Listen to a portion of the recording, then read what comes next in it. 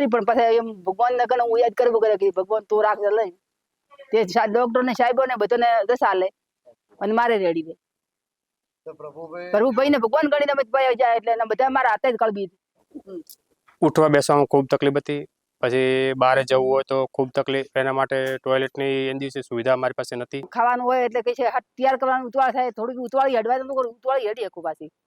હા ઉતવાળી હડી હકું પાછી. પહોંચ વખત તકલીફ હતી એટલે ઓપરેશન કરાય. ગુડામાં બળતો, આ ગુડામાં ગુડા ને બળતો એટલે ઈ થતો બળી જાય એટલે કોક દઈ હુઈ હા થતો. રાતના ગુડાનો દુખાવો થતો એટલે રાતના ઉઠીને પાછી ગોળી લેવી પડતી. ઓપરેશન કરવું આવે પછી લડાય એટલે પછી કીધું ઓપરેશન હું કરું તો પાછો ગુડા મટી જાય.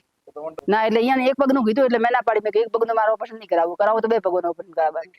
હા કે હા ઘરે પછી બીજી ફેર બીક લાગે એટલે હું બીજી ફેર દવા નહીં દવાખાનું નહીં દઉં એટલે મને બીક લાગે એટલે મેં પછી બે પગનું હાથી ઓપરેશન કરાવી.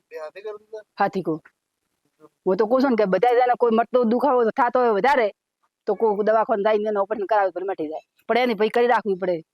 પછી પ્રભુ મારે કોઈ દોષ હાલે ને તો દોષ ના હાલવાના કે પ્રભુ મારે એમ કર્યું, કસરત કરવી પડે. મેં કસરત બાકી મહિનો કસરત નહીં કરી, મહિના મારા 8 દાડા બાકી જાય. ઢબા ઉપર ચડવો નથી ઉતરો. સાહેબનો અનુભવ આમ સારો રહ્યો અમારા માટે, રિઝલ્ટ જેટલું જોઈતું હતું એટલું અમને મળ્યું. ના ઝાડાવાળી અમારે શુભ સેવા જલ્દી મળી અને સરસ, અને અમારા માટે નજીક પણ ખરી અને સારી સગવડ અમને મળી. એના લીધે આજે પોતે જાતે પોતાના પગા ઉપર પોતે બેઠા થયા છે. એ બદલ સૌનું ડૉક્ટર સ્ટાફનો અને બધાનો આભાર માનીએ છીએ.